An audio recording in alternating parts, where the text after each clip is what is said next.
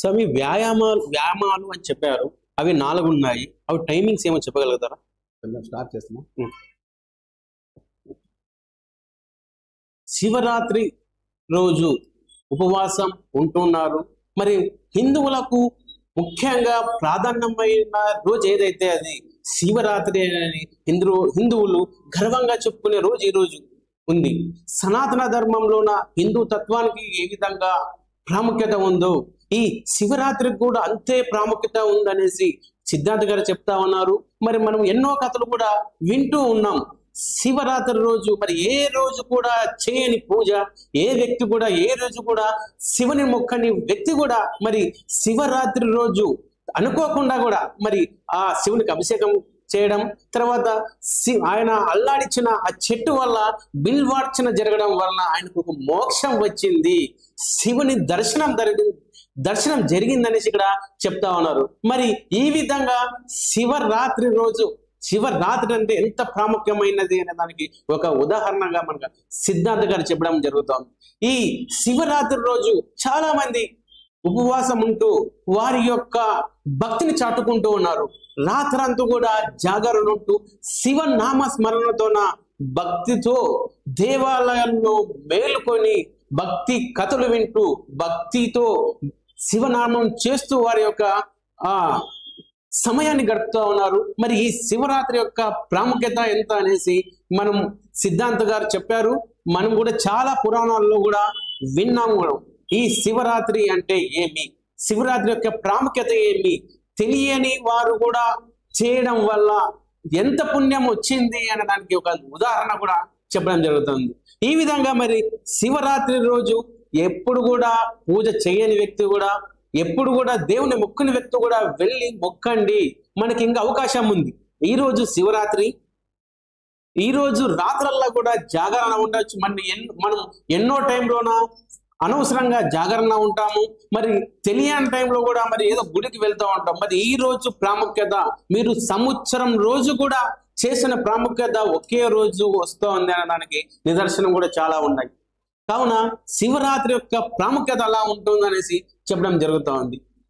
ఈరోజు ఈ వ్యాయామాలు అంటే ఏ టైంలోన వ్యాయామాలు అంటే 4, ఒక రోజుకి 4 వ్యాయామాలుగా విభజించడం జరుగుతూ ఉంది. అది ఏ టైంలోన పూజ చేస్తే ఎంత ఫలితం వస్తుందని కూడా సిద్ధార్థ గారు చెప్తారు. సిద్ధార్థ గారు ఇప్పుడు వ్యాయామాలు అని చెప్పారు. మరి ఈ టైమ్స్ వచ్చేసి ఒక రోజుకి వ్యాయామాలు 4 ఉన్నాయి. వాటి యొక్క ప్రాధాన్యత ఏమి, ఏ టైంలో పూజ చేస్తే శివుడు గాని, మరి శివుడు కాకుండా విష్ణువు గాని, తర్వాత బ్రహ్మ గాని, మరి ఇతర దేవతలు గాని కరుణిస్తారో ఒకసారి చెప్పగలుగుతారా? సంతోషం.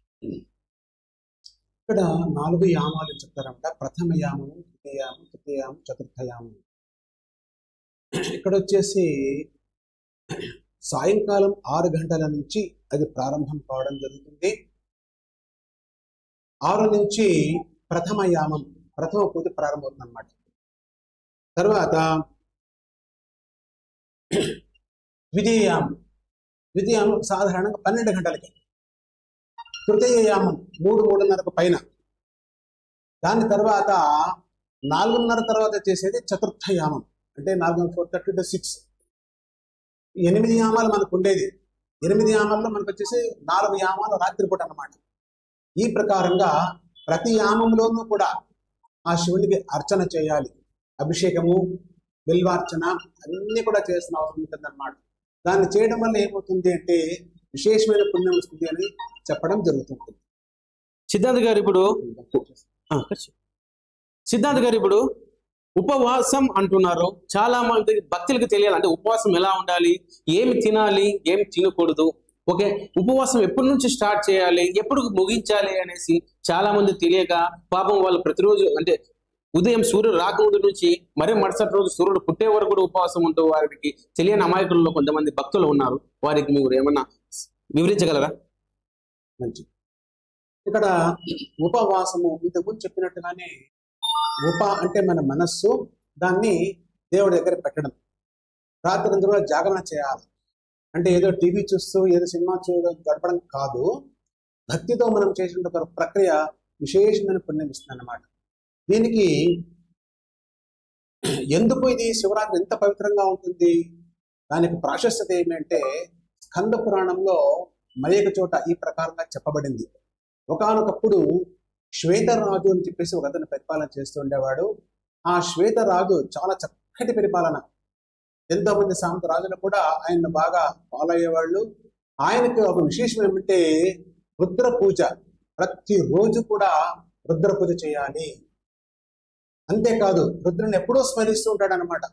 పరిపాలన చేస్తూ ఉంటాడు, స్మరణ చేస్తూ ఉంటాడు. ఎందుకంటే మనం అష్టావధానం చూస్తాం, శతావధానం చూస్తాం, ఒకటే అన్ని చోట్ల ఆన్సర్లు ఇవ్వాలంటే కష్టం కదా. అలాగని ఇతను కూడా ఒక తట్టు శివనామస్మరణ చేస్తూ రెండవ తట్టు పరిపాలన చేసేవాడు అనమాట. అంత భక్తి ఆయనకు ఉండేది.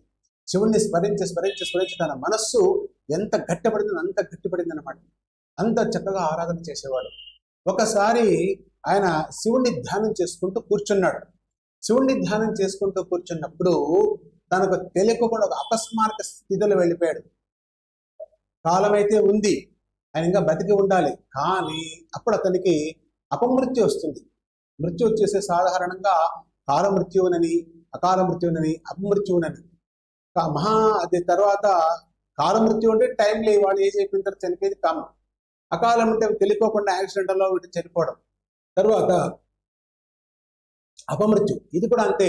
కొందరు ఏం చేస్తారంటే ఏదైనా సక్సెస్ జరగకపోతే పాయిజన్ తీసుకోవడము, రైలు తీసుకోవడం చేస్తుంటారు. ఇది చాలా పెద్ద దోషం. ఎందుకంటే ఆత్మహత్య మహాపాతకం అంటున్నాడ.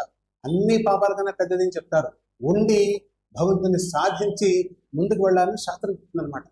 ఇట్లా ఇతను కూడా ఏం చేస్తాడంటే అకాల మృత్యు అక్కడికి రావడం జరిగింది. ఆయన చూస్తున్నప్పుడు శివార్చన చేస్తున్నాడో తనకి ఏం జరుగుతుందో తెలియలేదు. ఆ ఆత్మను బయటికి తీయాలంటే యముడు తన భటులను పంపించాడు. పంపించినప్పుడు దాన్ని ఆయన కదిలించడానికి చేత కావడం లేదు. పోయి ఆయనకు రిపోర్ట్ చేశారు యమధర్మరాజు. ఆయనే స్వయంగా వచ్చాడు. వచ్చి తన పాశం వేసి లాగితే రావడం లేదు. ఎందుకు అని ఆలోచన చేస్తున్నాడు ఆయన. చేస్తే ఆ మనస్సును అంత ఈ అపస్మారక స్థితిలోనూ కూడా, ప్రాణం పోయే సమయంలో కూడా మనస్సు అంత గట్టిగా ఉంది అతనికి. అంత గట్టిగా ఉన్న మనస్సుతో కూడినటువంటి శివుడే అందులో సంపూర్ణంగా కూర్చొని ఉన్నాడు అనమాట. శివుడిని ఎత్తడం అంటే అవుతుంది. ఆయన అష్టదిక్పాలలో మహా వ్యక్తి, మహాదేవుడు కనుక ఆ యమ పాశానికి కూడా దొరకలేదు. తర్వాత యముడి పైన కాల దేవత అని, అంటే టైమ్లీ గాడ్ అంట అనమాట. అది ఎప్పుడెప్పుడు ఏం జరగాలో భగవంతుని నిర్ణయం. ఆ దేవత వస్తుంది, ఆయన చెప్తుంది నీవు కనుక అతన్ని తీసుకొని రాకపోతే చూడు అని. చేస్తే ఆయన యమధర్మరాజు చేత కావడం లేదు ఆయన పైకి తీయడానికి. కారణం ఏమంటే తన మనస్సుకు అంత గట్టిగా ఉంది. ఎందుకు? మనోనియామకుడు శివుడు, మహాశివుడు, అంత గట్టిగా ఉంది ఆయన మనస్సు.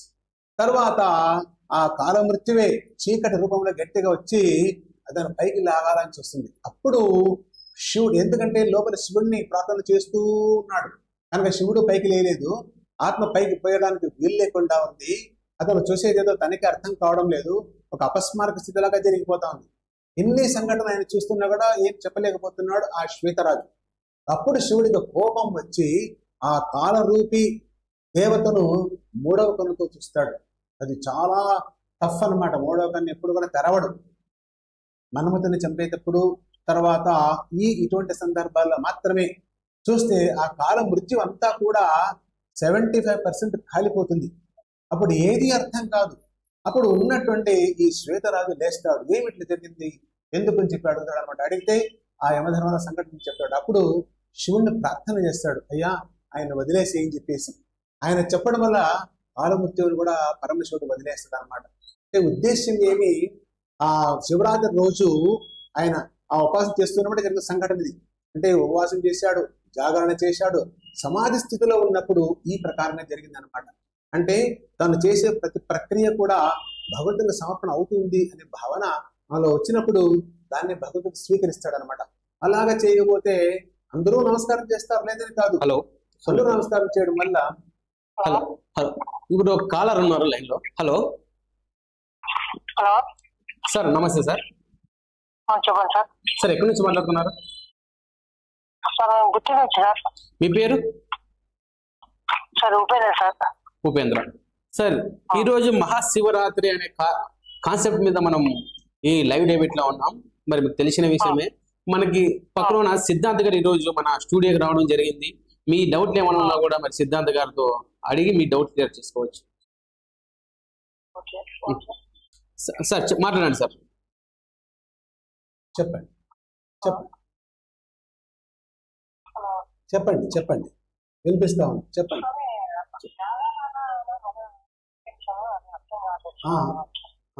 చెప్తాను. ఓకే. జాగరణ అంటే జాగరూకత వహించడం. మనము సంపూర్ణంగా భోజనం చేసి జాగరణ చేస్తామంటే నిద్ర వచ్చేస్తుంది, మనకి వెనకలు ఆనుకుంటే అయిపోయింది. జాగరణ అంటే మన మనసును సంపూర్ణంగా భగవంతుని సమర్పించడం. అది ఎట్లా? సంపూర్ణంగా మధ్యలో గంటసేపు పడుకొని మళ్ళీ లేస్తాము అంటే అది జరగదు.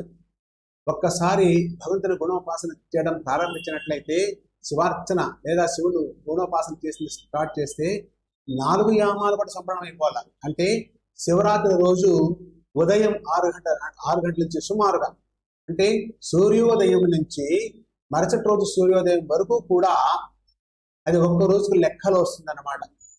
అయితే ఇక్కడ శివరాత్రి కావడం చేత ఈ శివరాత్రి ఉదయం ఉపవాసం ఉండి, ఆ రోజంతా ఉపవాసం ఉండి, రాత్రి అంతా కూడా జాగరణ చేసి, అంటే శివార్చన చేసుకుంటూ నృత్యము, గీత్యము, నైవేద్యము ఇవన్నీ కూడా 4 యామాలు కూడా చేయాలి. చేతకాని పక్షంలో కనీసం జాగరణ మేల్కొని ఆయన స్తుతించడం. మనకి ఎంత వస్తే అంత, శివ పంచాక్షరి మంత్రం కానీ, ఓం నమ శివాయ ఎంత చేతనైతే అంత, ఎంత మనం చేస్తామో శివుడు మనకు అంత శక్తిని ఇస్తాడనమాట. ఎందుకు? మన మనసుకు ఆయనే అధిపతి, ఆయనే మనం ప్రార్థన చేయాలి. స్వామి ఈ యొక్క వ్రతాన్ని నా చేత చేయించి నన్ను అనుగ్రహించునని ప్రార్థన చేయాలి. అప్పుడు ఆ జాగరణ చేసిన ఫలితం వస్తుంది అనమాట. 4 యామాలు కూడా జాగరణ చేయాలి. చేసి మరి ప్రొద్దున్నే పడుకోరాదు. నక్తం హవిష్యామి అని చెప్తారనమాట.